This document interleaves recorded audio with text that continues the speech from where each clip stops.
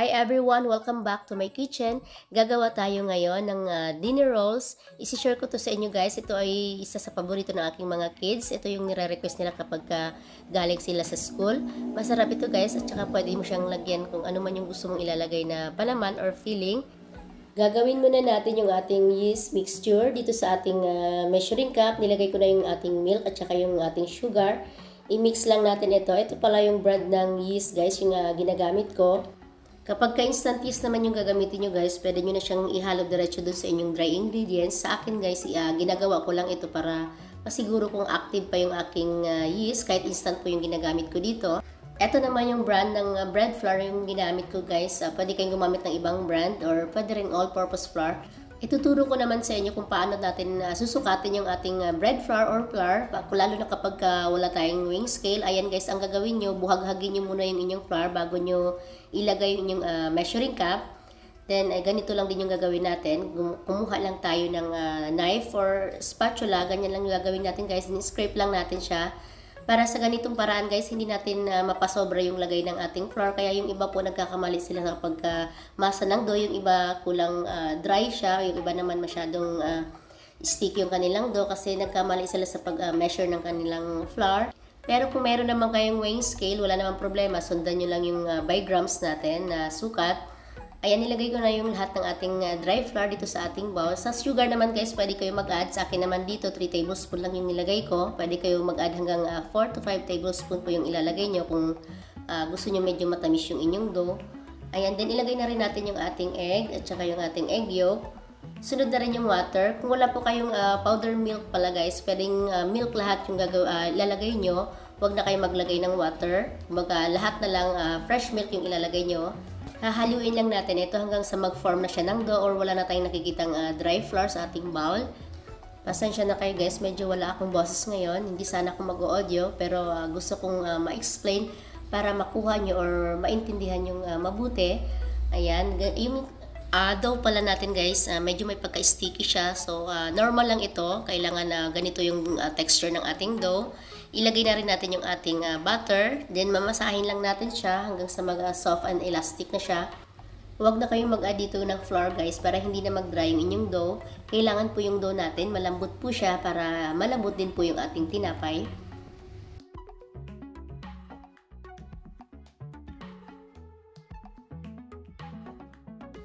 Nilipat ko lang yung aking dough dito sa ating working area or dito sa ating mat para maayos yung pagkamasa natin.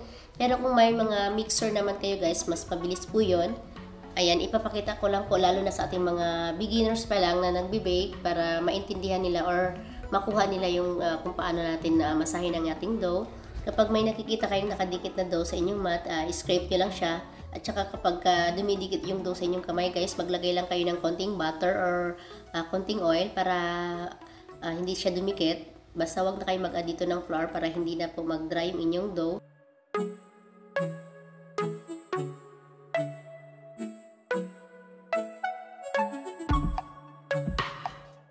Smooth na yung ating dough, kaya gagawin naman natin ngayon yung ating window pane test. Malalaman nyo naman guys kapag ready na yung inyong dough, hindi na siya dumidikit sa inyong kamay at saka madali na lang natin siya i-stretch. Ayan, hindi na siya napupunit. Ibig sabihin, matibay na yung ating dough. Ayan, pwede na natin siyang i-rest or gagawin yung unang pag-alsa ng ating dough. Lalagyan lang natin ng oil yung ating bowl para hindi siya dumikit. Then, tatakpan lang natin siya. I-rest natin siya ng 1 oras or hanggang sa magdoble lang yung volume niya or yung size niya. Ayan, after 1 hour guys, nagdoble na ng size yung ating dough. I-press lang natin ito para maalis yung mga gases sa loob ng ating dough. Ayan, i-divide lang natin siya ngayon sa parehong laki. Ayan, dito sa aking ginawa, 45 grams yung bawat isang dough natin. Depende sa inyo guys kung ano yung gusto nyong magiging lalaki ng inyong tinapay. Bibilugin lang natin ngayon yung ating dough. Itong recipe na ito guys, marami kayong pwedeng gawin dito. Pwede nyo siyang gawing garlic rolls. O bago nyo siya i-bake, i-brush nyo siya sa melted butter. Lagyan nyo siya ng parsley or mga herbs na gusto nyo. Tapos mag-add kayo ng cheese bago nyo siya i-bake. Tatakpan lang natin siya ng malinis na towel para makapag-relax yung ating dough. I-rest natin siya ng 15 minutes. Then after 15 minutes, i-roll natin yung ating dough. Bibilugin lang natin siya ulit, pero kailangan medyo tight yung pagka-roll natin sa kanya para wala pong hangin sa loob yung ating dough, para maganda po yung magiging texture ng ating tinapay.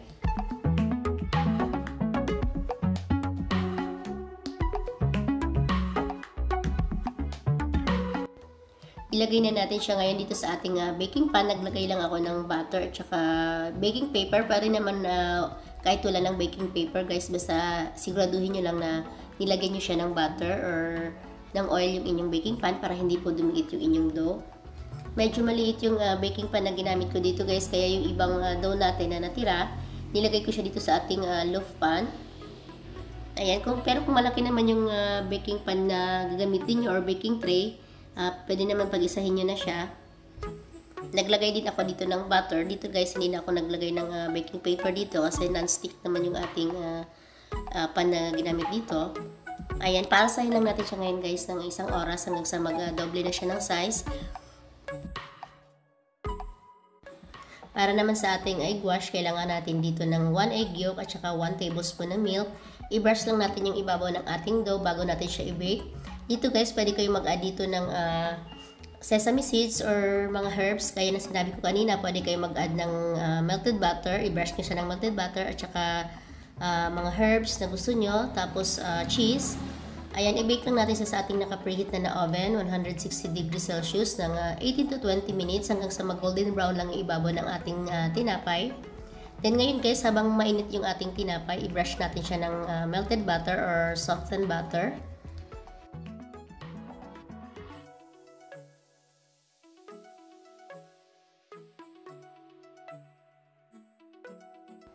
Pagkatapos natin siyang i-brush ng butter, tatakpan lang natin siya ng cling wrap. Then ito yung magpapamoist sa ating tinapay guys. Then habang pinapalamig natin siya, ina-absorb niya yung melted butter na nilagay natin sa kanya. Yun naman yung magpapalinamnam dito sa ating tinapay. Napakasarap at napakalinamnam itong tinapay na ito guys. Pwede nyo siyang partneran or pwede nyo siyang lagyan ng iba't ibang klaseng palaman. Or kahit walang palaman guys, masarap siyang papakin. Tamang-tama ito dun sa mga hindi mahilig masyado sa matamis. Ayan, tama lang yung lasa nito, hindi siya matamis guys, medyo maalat-alat siya. Pero kung gusto nyong medyo matamis guys, pwede kayong mag-add ng sugar. Napakalambot at napaka-moist itong tinapay na ito guys, kaya try nyo na itong gawin sa inyong bahay. Pwede nyo pa rin siyang gawing overnight guys. Pagkatapos nyo siyang ilagay sa baking pan, ilagay nyo lang siya sa fridge ng overnight. Din kinabukasan, ilabas nyo lang siya, paalsay nyo na siya ng 1 oras or hanggang sa mag-doble na siya ng size bago nyo siya i-bake. Ayan guys, tuwang-tuwa siya kasi yung request niya bago siya pumasok sa school. Pagka-uwi niya gusto niya ng merienda. Ayan, ganyan lang yung ginagawa nila guys. Nilalagyan nila ng palaman tapos pinapapak na nila. Nahiya pa siya magpakuha ng mukha niya sa camera guys. Ayan, so sana nagustuhan niyo itong recipe ngayon guys na ibinahagi ko sa inyo. Kita-kits tayo ulit sa aking susunod pa mga videos. Maraming salamat po sa inyong panonood. Mag-iingat po tayo palagi.